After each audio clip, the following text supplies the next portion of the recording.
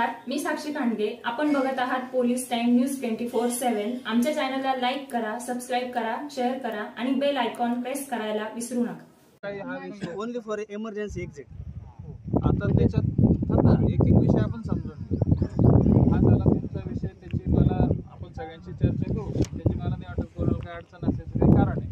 आता दुसरा विषय, आता ह्या साईटवर जर आपण पाहिलं तर एखादी समजा जर काय उतार आहे, डोंगर पोटात एखादा कॅनल आहे की बाबा सडन डिस्चार्ज आला, कुठला तरी डिस्चार्ज तो त्या कॅनलमध्ये येतोय, इनलेट आलं.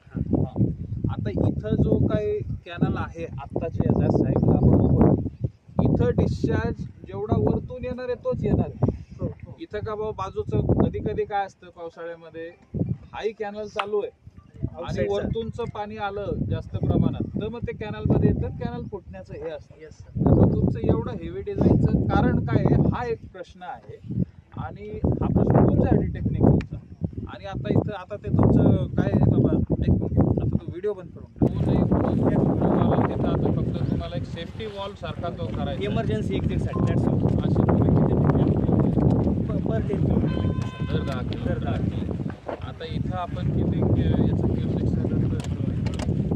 याचं इथं किती डिस्चार्जचं तुम्ही 77. इथं तुमचं डिझाईन कितीचं आहे? 170.